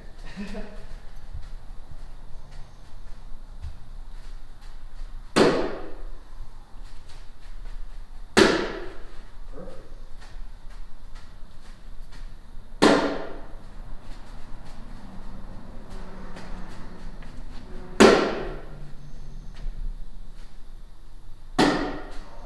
4 to 12, that's 8. 8 up.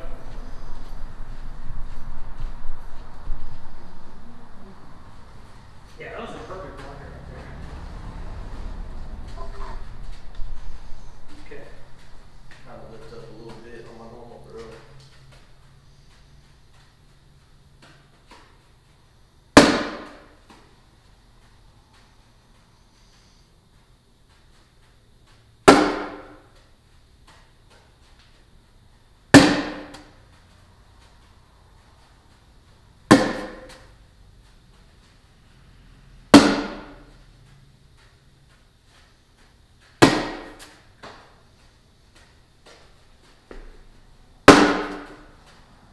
Is that another 4-bagger?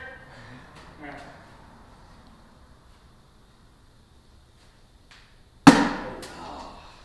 Is that another 8? Jesus Christ. Alright. This is a first take, right? Yeah. Okay. I'm getting good on game 2, watch. You're fishing in. Yeah. It's crazy.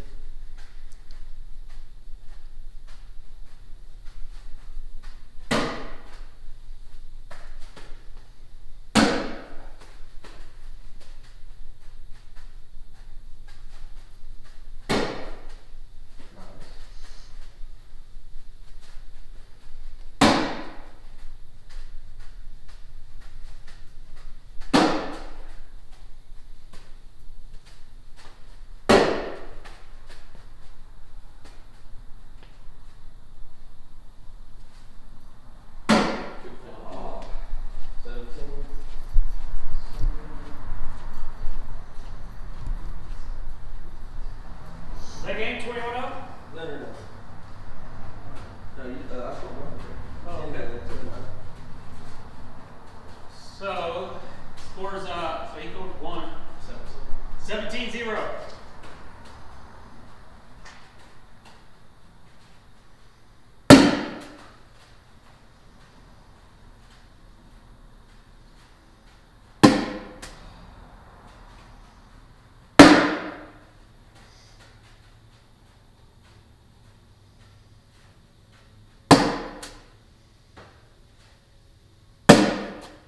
Okay.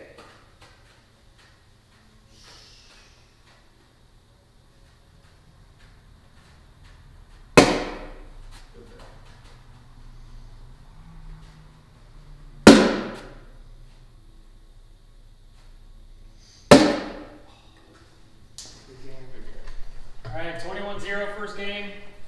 And this is going to be the one. And we're switching sides. This is actually my side over here. Oh, really? Okay. What you gonna get? What else can I throw? Well. Oh, this guy's got a bunch of bags too.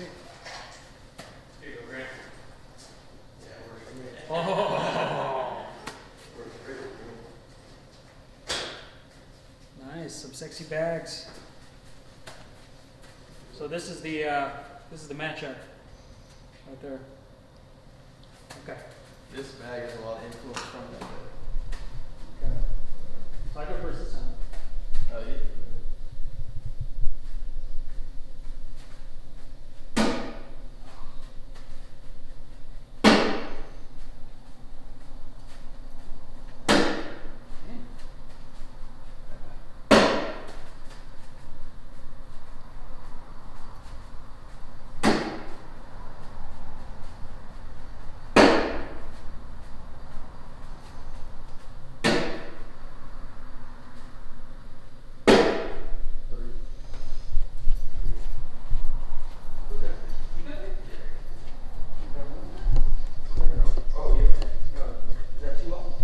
Yeah.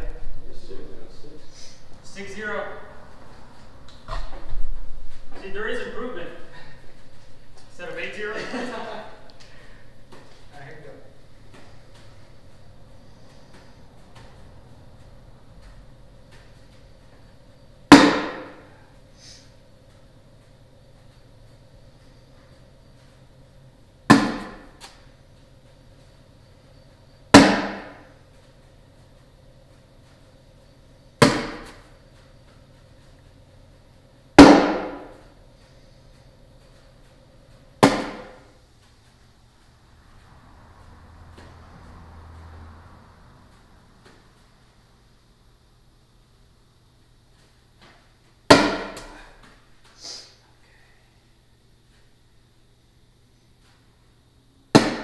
Oh my God. Still got two. No, yeah, you got two. All right. That's good.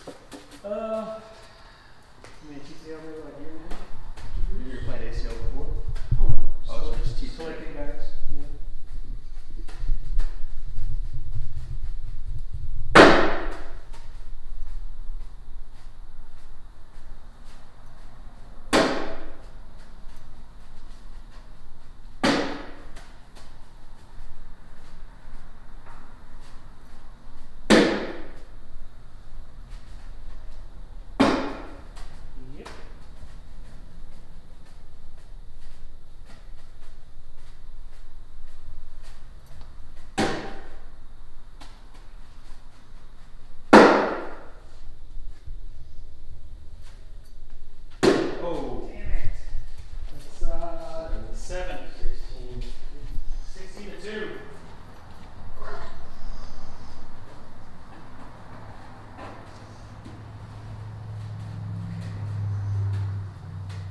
He's gonna get you some of this too, Justin. Watch.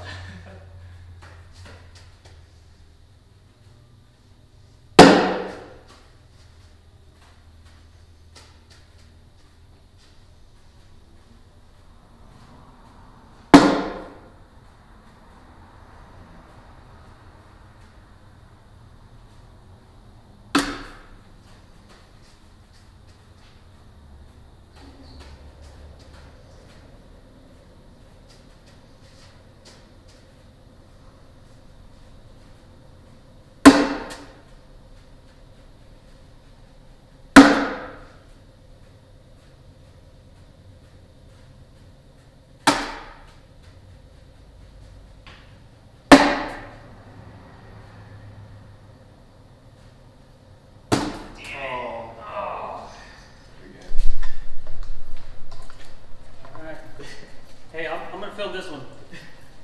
Now it's Judson's turn. You want to throw these? I'll throw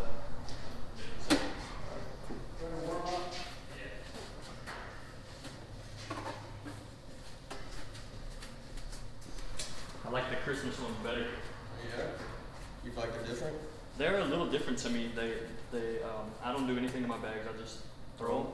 And The greens you can definitely just throw. Oh yeah, these are how I like mine. they get a little floppier. Yeah. Yeah, that red carpet breaks in really good. Yeah. The first gens, I have some reds of the Gen 1s. Yeah. They didn't get near as floppy. To me, they feel a little fuller. Mm-hmm. And then the recent release, they just they feel really good in your hand, depending on what you want to do. But Yeah. I mean, these with this kind of carpet, you really don't have to do anything. So you just throw them and break them real good.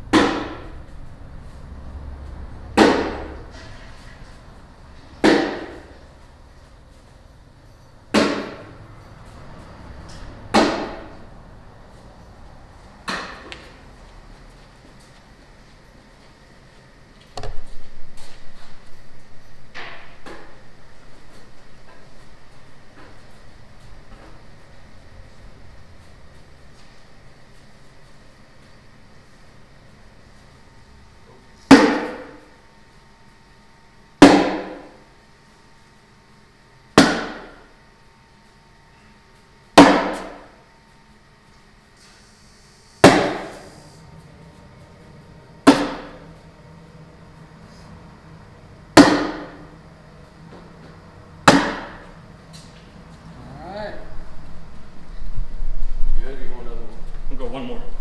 I haven't thrown in a minute. You can do it, brother. I got faith in you. You can score more than 2, bro. I know you can.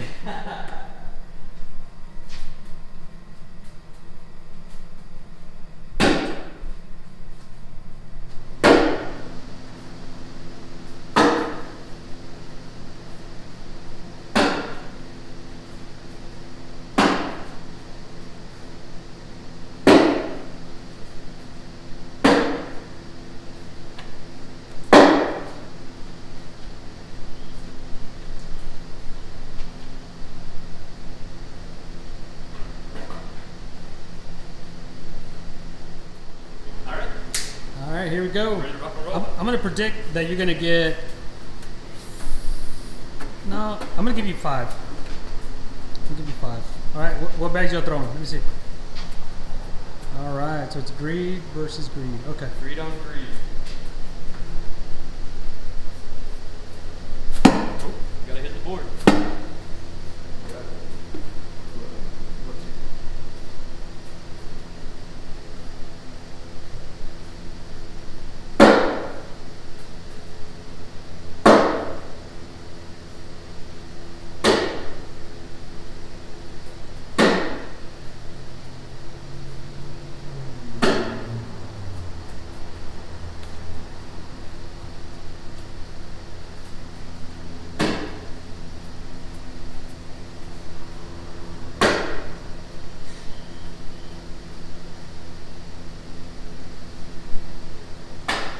Ooh, that was clean.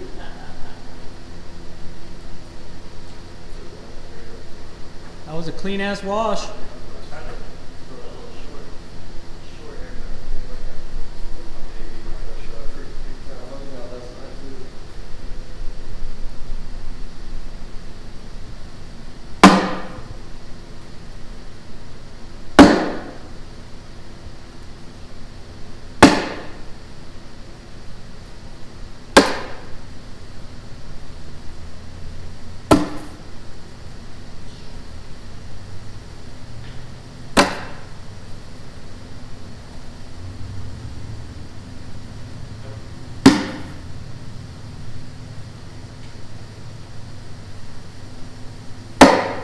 Oh!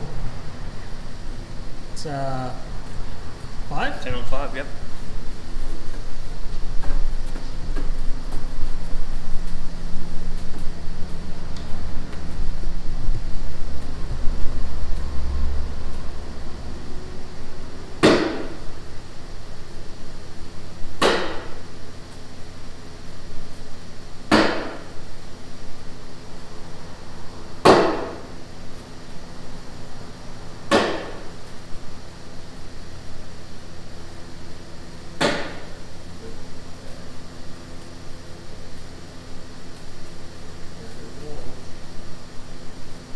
This is going to be a dumb shot on me.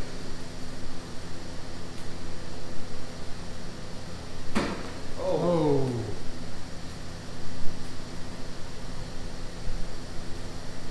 Oh, I didn't throw it. That was a good try. Man. Put it there, right.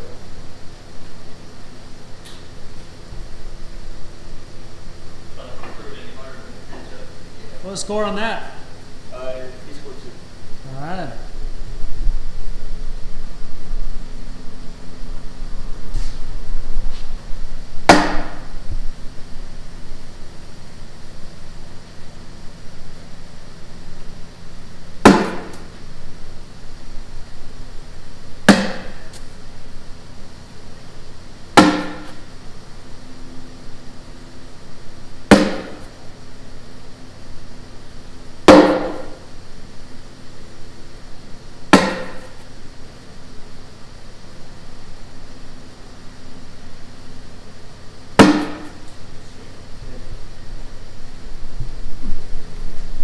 Did you get 3?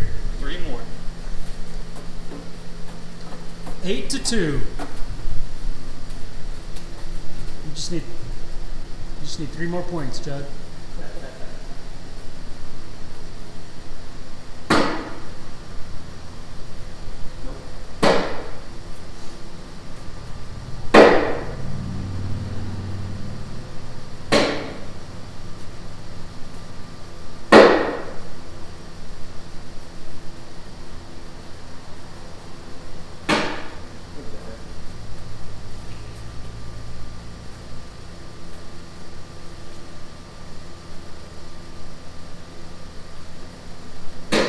Oh, got throw it.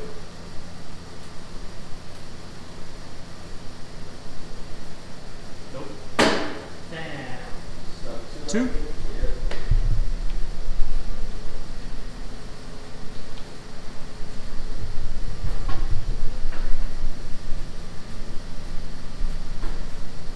Some days where you feel like you're hitting on the line, you're going to get off. Oh yeah, whenever I feel it, I want to shoot it every time. But yeah, the days when I know I can hit them, I keep on missing them, it's so irritating.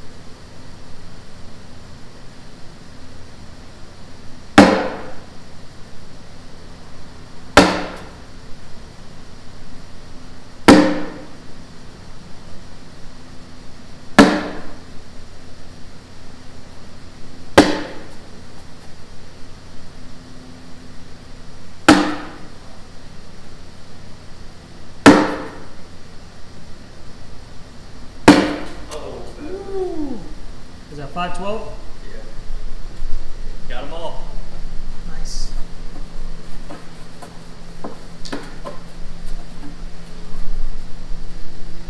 $17-2.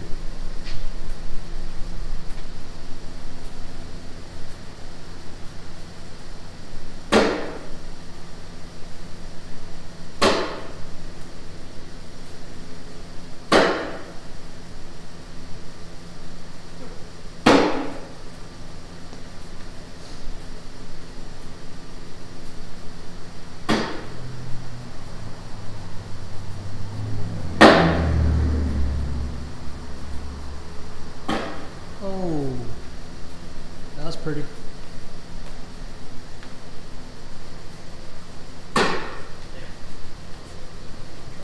Is that a 5-piece? Alright. Alright. Let's give him a game 2.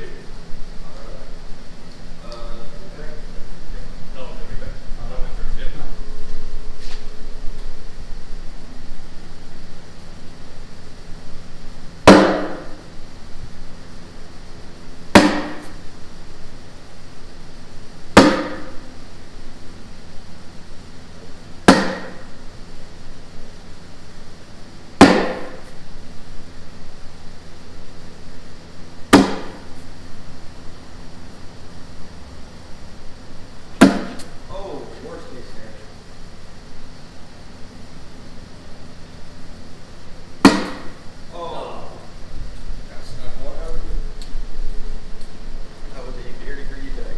1-0.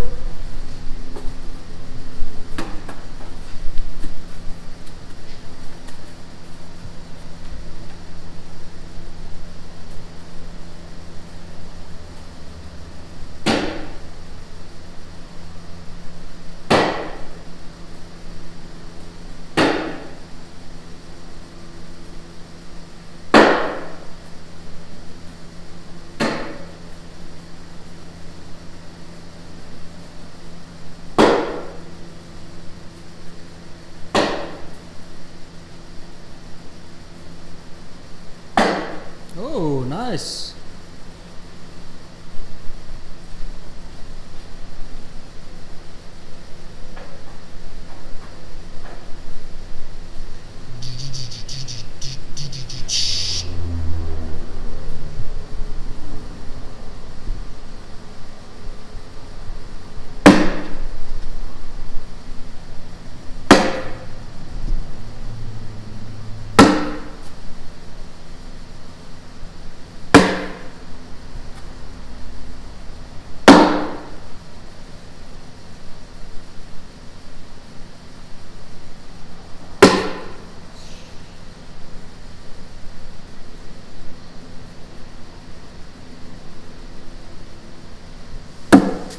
Oh. 7-5.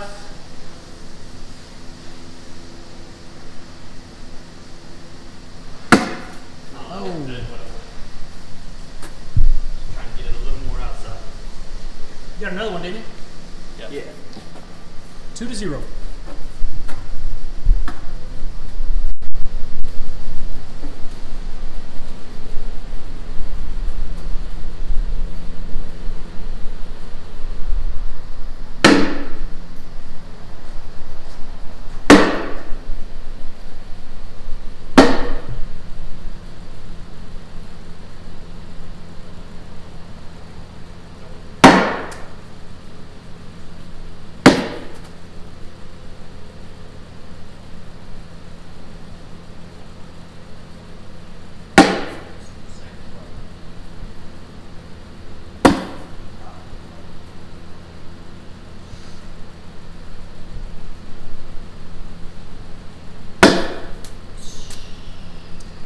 To 8. 3? Oh no. You got 2 off, right? Yeah, it's, sorry, 6. Oh yeah. 6 of them.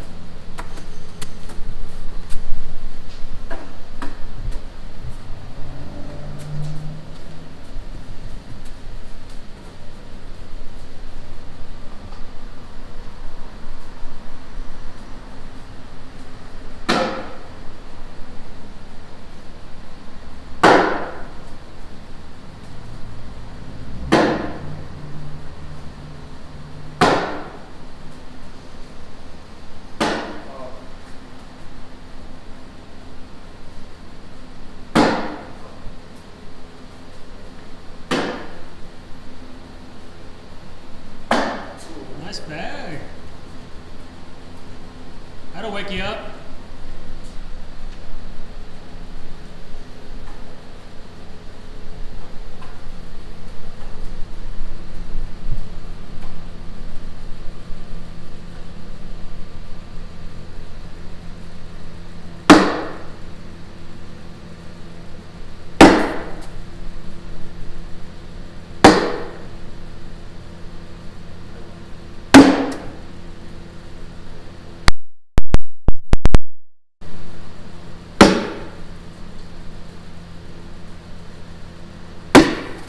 Nice bag.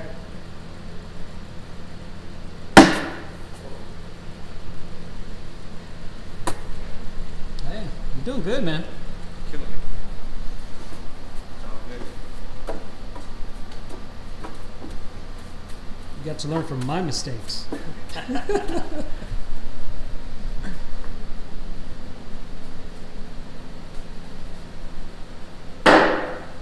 Great bag.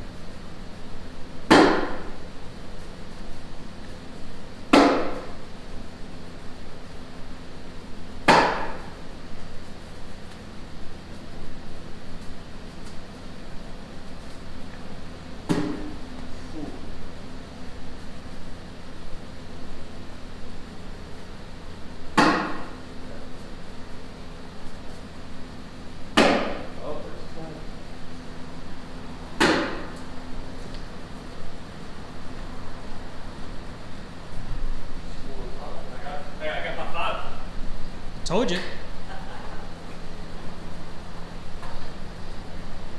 Can't help you after that, though.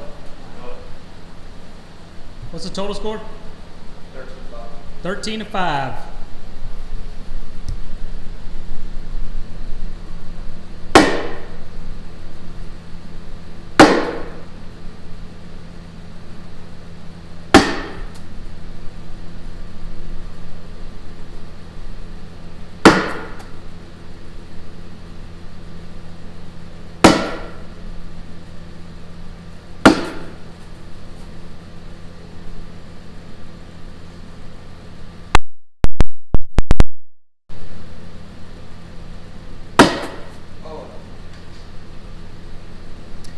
Ten, 8, 2.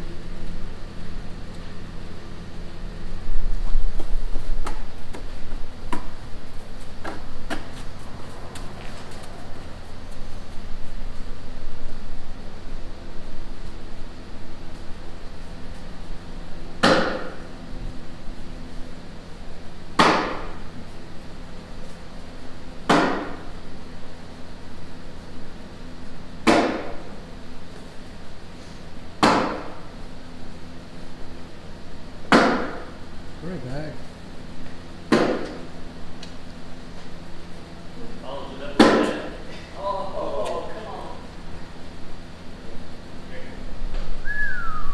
Hey, that was the perfect example though, because he put a blocker up and you airmailed over it and he just pushed right through. Got me. That's pretty good though. Good job. Yeah. All right. So what are you? Oh, let's get you signing this over here. You want to put it over here on this table? Yeah. I got you. Yeah, Sharpie. Yeah.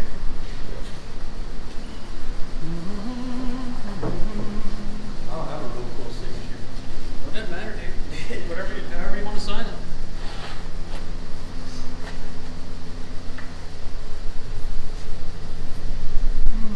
What is this? It's cool, man. No one would ever know that's UpChurch right there. Nope, absolutely not. I was going to ask you, on your tattoo on your arm, what does that mean? So I got this one first, and that's Kobe Bryant's like emblem. Yeah.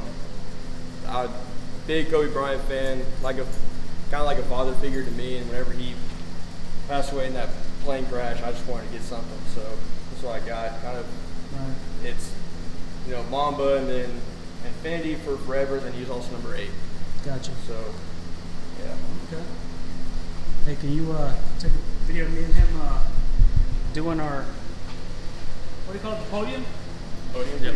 Yeah. Yeah, that's the cool thing about playing here is no. Actually, I'll hold this one.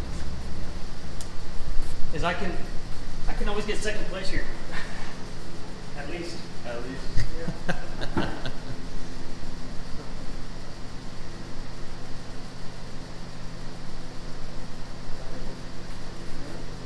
What kind of player you are? Damn right. You're damn right. I'm still trying to figure out what my throw is, what my stance is. where my grip is, you know. Right. Yeah, It's definitely. I can tell you're still trying to find what kind of player you are. Yeah. And I guess you got. You can turn off that. I guess you got to just decide what's comfortable for you. Yeah. Do you want to play a grinded out game where it's just bag to bag, or do you want to start blocking and making people like? I like blocking because I don't want to throw 12 at people. I want. Which one? Right there. Oh, right here. Yeah. I don't want to throw 12 at people. I'm okay with throwing 10s and 8s as long as they're throwing worse than I am. Don't turn off. But so I mean, you just gotta kind of decide what fits your personality, how do you want to play. Yeah. Well, personality has a lot to do with it. Some people they don't want to grind it out that long, so they do the block game. The kids want to be fancy, so they play the block and the goal game. You just gotta figure out what kind of player you want to be first. So every time somebody throws a bag here, I notice you just go here. Yeah. All right. Because I'm ready to airmail with anybody. So let's say your last bag, whatever happened, it still looks like that. Are you just gonna go ahead and try to push everything through? No, I'm gonna keep shooting. Oh, one more airman? Yeah. Oh. I'm gonna keep shooting until I mean, because I'm confident in my airmail against anybody. But yeah, and if it's like this, and sometimes if my roll is really going, I can get it landing out here and making the big enough cut. Yeah. Like if my airmail's not falling, I'll step out and I'll try to do that a little bit. But yeah, I really just if they're right here and it's dead square in the middle, I'm just gonna get right behind it. If it's a little bit over here, I'll try to go that way. If it's a little bit over there, I'll throw my left to right and try to go that way.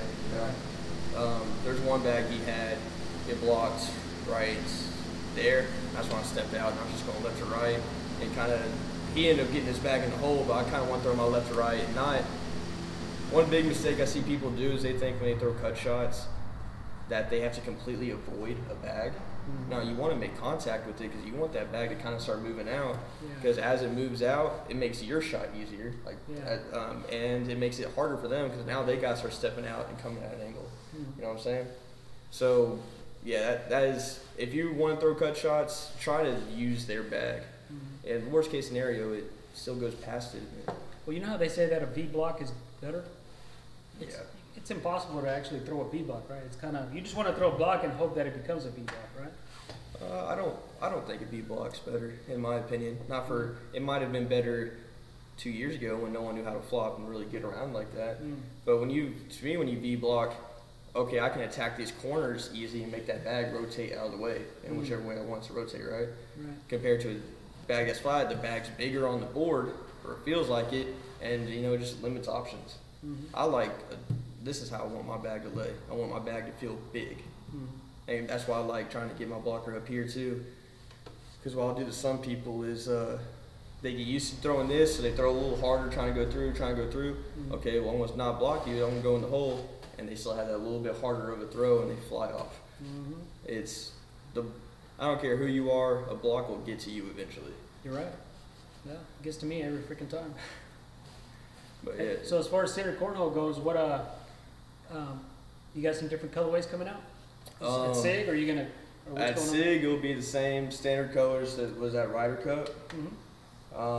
At the end of March, we're planning on releasing the Envy, which will be a quicker bag, and then the Greed Max, which I know there's a lot of people that like the Greed how it is, and we're still going to release that, but the Greed Max is going to be a fuller version of it for the people that do like a fuller bag. It'll still have the hole friendliness and the straightness, but it'll be fuller. Is it going to be a Lust Max? No. No. It won't be a Lust Max. A Lust, if we make that full, it's not going to play right, and I know that, so I'm not going to do that. Right. And then if we're lucky, I might release a Pride bag too. That's going to be another kind of quicker bag, quicker than what I have. But what's going to be the speed on the Envy? It's probably going to be like a 6 to a 7, 9. Cool. The Pride one, if I get to release that, it'll be like a 5.5 and a 6 to a 9.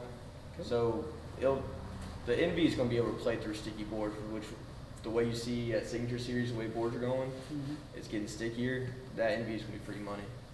That's what I want to be. That's probably what I'll end up throwing if I can get mine to slow down. Yeah, I'm looking forward to this SIG coming up because it's going to be a Mesquite. Just right here. Oh yeah, it's going to be right down the road, right? Right around the freaking corner. You ready to party? Yeah. I'm ready to party. Do I have to spend any money on a hotel or anything like that? No, you don't. Yeah. But I guess I can give some. there's the best way you want to show the camera. But the Wizard Edition is going to get a Lust, and Legend Edition is going to get a Greed if you want to show. Oh, I'm okay, cool okay. with it. Yeah, I don't know if. That Good old should be- Wizard. that Man, should- Wizard's definitely one of the best dudes on the planet. So There's the he, Wizard Lust. in general, I always try to take pieces of my games from people. Cool. Like I was, so with Johnny Seymour, I loved his cut shot. That's why I copied my cut shot from him. And so he's been good for a long time, for sure. Let's see what else I got for y'all.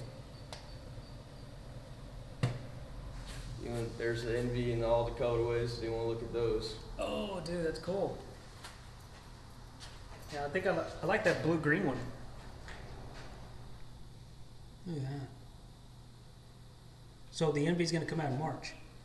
Envy's gonna come out in March, early April at the latest, but definitely March is what my goal. And I hate for you to keep on getting up and down. It's fine, dude. Greed Max. The Greed Max. You know which one's my favorite Greed that I haven't been able to get hands on? Which one? Is the red on red. Yeah, so The old school red? I plan on re-releasing those Really? at some point. Yeah, Yes. for sure. I kind of want to get into like a rotation on the colorways. Cool. You Yeah. hear that, Jeremy? Jeremy Smith? I had a chance to get some red on reds and he beat me to it. I'm gonna get them. So Some I don't people know. call them orange. Are they red on red or are they red on orange? They're supposed to be red on red. Right. But the color, for whatever reason, didn't come out right. And it is a little orangish. But the next release should be full red. Cool. My red's gonna be better than your red, buddy. So I don't know if you want to go ahead and show them. Oh, that's cool. Isn't that sexy? Nice. Yeah. Go ahead and say who did it. When's this one coming out? I got it probably in April. Oh, probably in April? Probably in April. So April, you got this Greed coming out, that Greed, and then you got that Lust, and that Lust. That's a lusty biatch right there. Yeah, who? So that's the sexy bags version. That is the sexy bags. Yeah. Go ahead and don't be bashful. Go ahead and take your credit for them. You did a really good job. Yeah. I think that's going to be your top Oh going one. That's the red, probably red carpet on that one. So Yeah, those are going to look really, really good. I'll definitely be collecting all those as well. A lot of bags and a lot of colorways to get, huh? Yeah. Just gotta keep it on the download and not let the wife know about it. Nah, it'll be all right. I already got her the top shelf in her closet is full of bags, and then the top shelf in my closet is full of bags too. So, and then of course that room in the office is full of bags. I don't know. Good. What can I say? I'm a bag whore. There's a lot of people, they like buying bags, like the colors. How many sets of bags you got? I used to have a lot more than I do now. I probably have like 50 sets on them. I used to have more, but I've always, if I think someone's going to throw them, I'll just give them away to them. Yeah. Never been one to really sell bags. I'd rather someone just go Gotcha. get them. You know, if you want them, you can have them. It's fine. Throw them. They're sitting in my house. Gotcha. See those bags right there? Oh, go ahead and give me the whole set. Yeah. So, this is going to be your gift coming on. I know you don't need these bags. You just said you had 50 sets, but these are the bags that you beat CJ with right here. So hopefully these give you luck in the future. If you sign them, I'll take them. Yeah. Okay. I know it's going to hurt your feelings signing them, huh?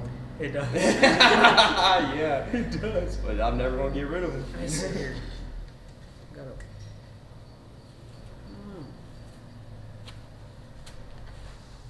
Yeah.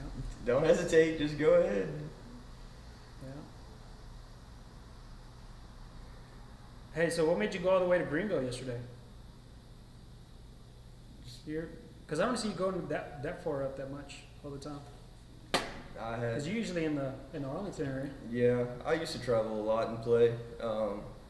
and kind of getting back into it. That's good, man. But no, I've enjoyed going out to the Rockwall area, meeting new people, playing against new people. So you got family in Rockwall, right? No, not anymore. Oh, okay. Well, I recommend you need to go to, there's a place called Bin 303 in Rockwall. It's like a little house. And the guy that owns it is a chef. Mm-hmm. And it's not known to be a steakhouse, but dude, they got the best steaks around. The filet Oscar. Oh yeah. Oscar filet. Yeah, they got street corn, they got cheese bread that should be pizza. It's so good. Yeah, I'll make sure. And then you go across the street when you're done there and have dessert at Zanata. Is that where you went Friday after that tournament? I think you posted some pictures of you with some food. Oh, I think it was if it was the dessert, yeah. It's a Banana Foster's. God, it's so good. Good? Yeah. There you go, man. Looks So, good. I beat somebody's ass with it one day. Yeah. Nah, these, like I said, these are the bags I got real good with. So, I mean, I don't have many sets anymore because I just, again, let people have them, but that's cool. You got any questions for our guest before he heads off to go kick some more ass? Nope. I got a lot out of that setup right there. Yeah. Showing just got to work more on placement. Yeah. That's it. Placement's a big deal. Yeah. Again, a lot of people just focus on going in the hole too much. Sometimes you gotta play the game, you know? Mm-hmm. And it's a lot more than, I'm playing chess, I'm not playing checkers, like, because I like to see where you like landing the bag, seeing how your bag comes in. Like, I'm dissecting your throw as I'm throwing to figure out what's the best way of going about beating you. I want someone to beat me with what they're worse at, not better at. You know what I'm saying? You ever thought about coaching later in the future? Because So you know what's his name's doing it, King. So we're still trying to figure it out, but we're going to at AJ's. We're going to start doing like maybe some Tuesdays and Thursday nights. People coming up there and me teaching and doing my thing, and they're going to do like an open gym potentially there too. So yeah, we're still trying to figure out what it looks like, you know, how much and that kind of thing. If it's more individual or group based, but I'm looking forward to it. Cool, man. Because I mean, people always ask me questions and I try to answer them, but Yeah. one-on-one time. I think my favorite thing you said, which I'm gonna practice it, is the hopscotch approach. Just work on your touch. Show him real quick. Like it's basically. So whenever I practice, and I still do it every once in a while if I'm just feeling off, I want to kind of get going again. I'll put my bags like this, Yeah. and I'll try to land a bag here, land a bag here. Just land it, not push. You just try to nothing. land. I want to just land the bag right there, land the bag right here, airmail it, and then try to at least, like I'll airmail it clean, and then try to hit the back of the hole and knock that off, or at least hit it. And I'm just working on my touch, using the whole board, you know. Yeah. And then I like just moving bags around, and let's just say it's 2 bags. Okay, I want to push this one, then I want to push that one. Like that's what I work on, just touch. If you can develop that and get comfortable using the whole board, and then you kind of just let your imagination run wild on what you can do, right? That's cool. I'm gonna be hopscotching it all the time now. That was one of my favorite things I did. Is y'all season's over? Because we're about to start a season at Hunt County Baggers, and North Texas is gonna be over this weekend. Our season's over. Kevin wanted me to play on the Wednesday Hunt County Baggers one, which sounds fun, but Kevin wanted you to play competitive? competitive. I thought it was open. It's both. Oh, it's both. Okay. Both on Wednesdays, Oh. competitive and open. Gotcha. So he wanted to play with me, but I told Ryan Hodo I'd play with him in the Arlington League again, just to help him get some points, right? Gotcha. Plus it's 5 minutes from my house. Hard to beat. Can't beat that. No. Can't Yeah. beat that with a stick. Yeah. But I think, today's our first opening. I think the Patriots on Mondays they pretty much just started, right? It's been 3 weeks, I think, now. Yeah. So I think when they start their next one, me and Sammy are going to play in that. Yeah. The Patriot League is fun. Yeah, Yeah. I subbed for Hunter at this past one. It was a lot of fun. On Mondays? Mm-hmm. Oh, okay. Mondays is open and social, and Thursdays is competitive. Oh, okay. Yeah. Yeah, I'm So- playing with Bayoso on Thursdays. Oh yeah. Yeah. So on the day so the week before I subbed for him, Hunter got super drunk or whatever, and I was kind of giving him hell. Well, then I played there. I was like, okay, I realized why it's so easy to get drunk here. Yeah. Oh, yeah. The size of the shots on top of them buying shots, like, geez. Yeah. Yeah. I'm glad I didn't buy you a shot when I saw you up there the other day. Yeah. Obviously, you had him off. Yes. By that championship match, I was definitely feeling it. Me and Juan were having a great time though. Man, I'm glad you came out, brother. Next time you come, I'm gonna give you a better match because I'm gonna practice, and yeah, I think it was just a little mixture of I know he's gonna kick my ass, and so I'm just kind of like can't talk yourself out before you play. Yeah, but also I'm one of those players that I'll admit that I play better when I find that right buzz. And like me and him were talking about earlier, I was complimenting him on it, is that he doesn't need an ounce of alcohol or anything. He's naturally just tuned in, and I admire that. That's pretty cool. I mean, don't get me wrong. There's times my nerves will get to me a little bit for whatever reason it is. I like to have a beer, but yeah. I think I would have won that game if Kevin would just shut up. Fight.